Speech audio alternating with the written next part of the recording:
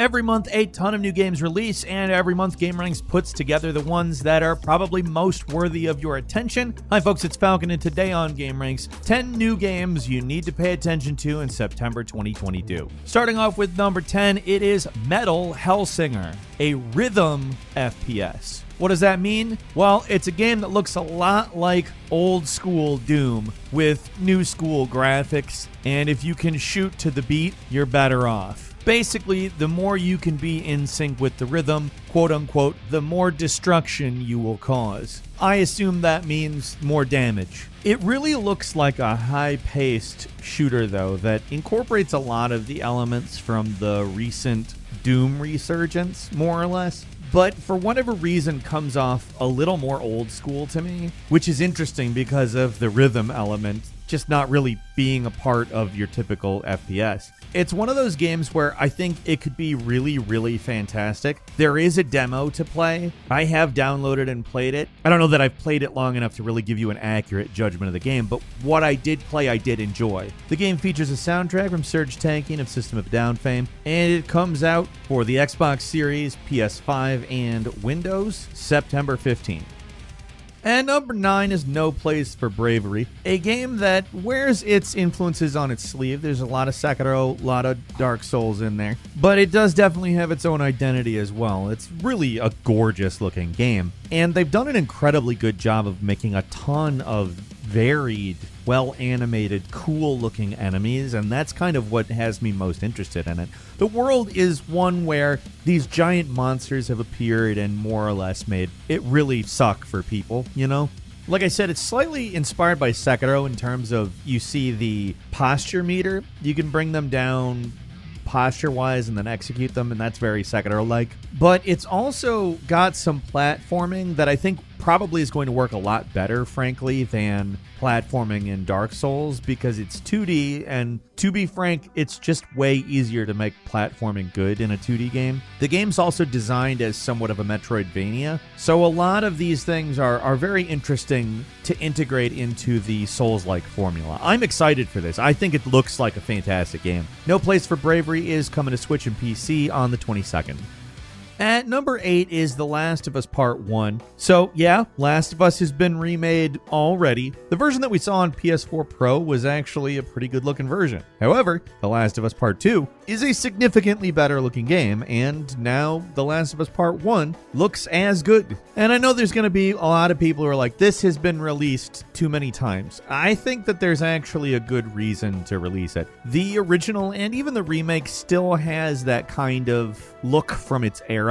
The era before video game lighting really got good. Last of Us looks good, don't get me wrong. It's, looking back, really a good looking game, but it still has that I'm trying to make the lighting look like real lighting without being able to look. You'll know exactly what I mean if you look at comparison videos between the versions. But at this point, we all know the story. It's a sad one. It's a good one. It's really well told, and now you can pretty much see it the best possible way. I can't imagine a lot of people really haven't played it, but I'll say this, I haven't bought it since the original version, and I'm kind of itching to go through it again. Last of Us Part 1 comes out September 2nd on the PS5.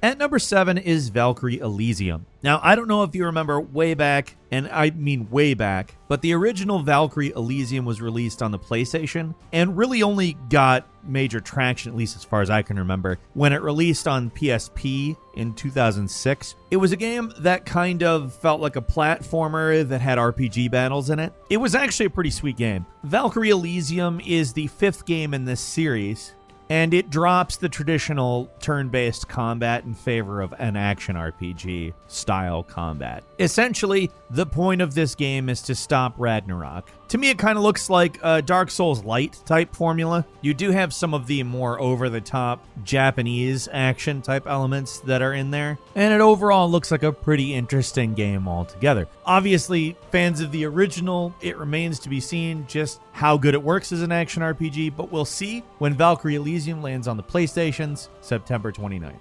And number 6 is the DioField Chronicle, which is a strategy RPG coming from Square Enix. However, it's not tile-based like what you would expect out of Square Enix. Obviously, it's a Square Enix game looking at the visual style. The game is much more like XCOM in terms of how it works. There's a demo out if you want to play it. It's great. I would highly recommend it, actually. An empire is fighting an alliance. It wins, and then it turns its attention towards a kingdom called Alatane, and the story focuses on a mercenary group called the Blue Foxes, which is affiliated with Alatane. I don't know, it's a decent setup. The gameplay is actually what's very good here. In terms of what you would expect, it's not exactly XCOM, because there is an obvious JRPG, Final Fantasy Tactics lineage that is here. And I'm going to overall say, just based off the demo, which is pretty long, it's like a 3-hour demo. I didn't get to go through all of it because obviously we aren't doing any in-depth content on this game as of yet.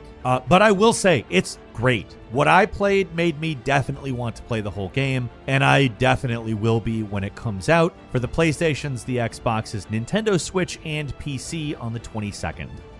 And number 5 is Splatoon 3. So everything we've seen of Splatoon 3 doesn't seem like it does anything to just like totally reverse anything from anywhere else in Splatoon. It looks like a refined iteration of what we've gotten from the first 2 games. And I don't think that's a bad thing. I think that it's been a little due for some extra stuff, a new coat of paint, so to speak, for a while now. I'm happy we're going to be seeing a variety of new weapons, such as the Ink Vac, which apparently lets you actually take enemy paint that's already laid down and fire it back at enemies. I've unfortunately not had any hands-on with Splatoon 3, so other than what you've seen, I haven't seen any more. It's also got a card game apparently added into it, and it seems likely that there's microtransactions in the game. My opinion is that it's going to have something to do with the card game, which I don't know, I could go either way on. Like, some inside game card games are great, Gwent, for instance, but who knows? We'll see. Splatoon 3 is landing on the Switch on the 9th.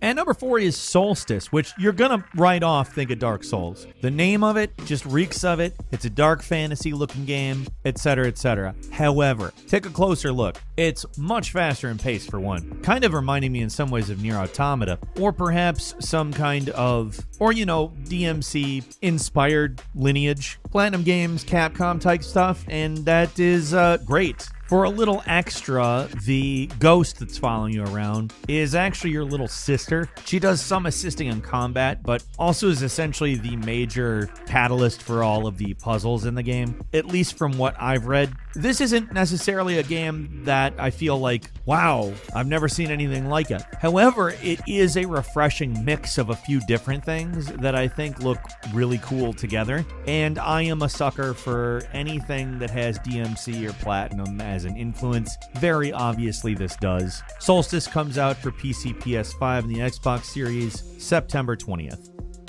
And number 3 is Isonzo, a tactical FPS set in the Alpine Ridge during World War I, where the Great War is being fought on the Italian front. If you have played Verdun or Tannenberg, you know exactly what type of game this is. This does, in my opinion, look like the most aesthetically pleasing of the few. I like the Alpine warfare. I like the uneven ground in the mountains. It seems to me a kind of unique place to be doing battle. And the previous 2 titles, I think, did a very good job of rendering a location and really simulating great first-person battles within the context of them. Isonzo is coming to the PlayStations, the Xboxes, and Windows on the 13th. And number 2 is Return to Monkey Island, a return to the old point-and-click games with the series creator Ron Gilbert at the helm. I don't want to make any assumptions as to exactly what this game will be on account, to be completely frank, we're talking about a very, very long-removed sequel to some beloved games. The original Monkey Island games are big in terms of adventure games, and there is a lot of pressure on the developers to do this. I do love the visual style they've decided to go with for it, though. If you've ever seen the originals, they look nothing like this. This is a much more highly stylized form of art, and I think it works really well on account. Yeah, there is definitely a charm to the old pixel art. I don't think it's the kind of charm that you could go back to exactly the same and get the same kind of reaction that, like, say, Mario or Sonic get. So I'm happy they decided to move forward rather than backward in that respect. I do really hope that they're able to live up to the kind of story, puzzles, and situational, contextual stuff that really them and a few Sierra games were at the full top of that genre. Return to Monkey Island is coming to Switch and PC September 19th. And finally, at number 1 is Steelrising, a sort of eclectic, eccentric-looking action RPG where the French Revolution has been suppressed by the king, and you, some kind of automation robot thing, have to take down the army yourself. It's insane looking. It's kind of a alternate history 1700s setting where there's machines and a lot of crazy looking stuff. Honestly, it's a really cool looking game. If it delivers without being weird and corny, the combat looks good, the story looks interesting and like a good setup for a game. And I think I'm definitely going to give Steelrising a spin when it comes out on PS5, the Xbox Series, and PC on the 8th. Now, we do have some bonus games for you. Firstly, it's FIFA 23, the 30th and final installment of the FIFA series.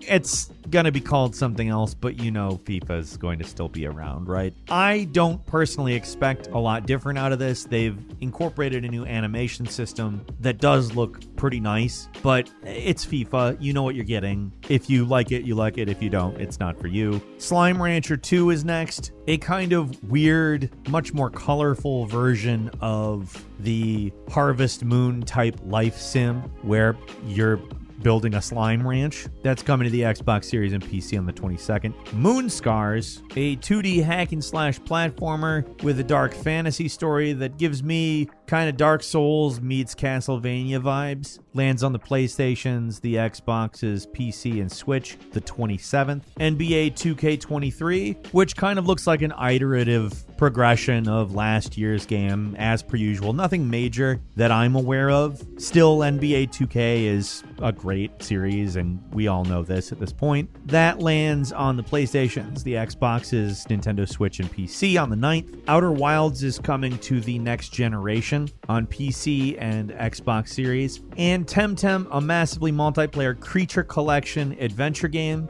that reeks of Pokemon. That's coming to the PlayStation 5, the Xbox Series, Switch, and PC on the 6th. That's all for today. Leave us a comment. Let us know what you think. If you like this video, click like. If you're not subscribed, now's a great time to do so. We upload brand new videos every day of the week. Best way to see them first is, of course, a subscription, so click subscribe. Don't forget to enable notifications, and as always, thank you very much for watching this video. I'm Falcon. You can follow me on Twitter at Falcon the Hero. We'll see you next time right here on gameranx.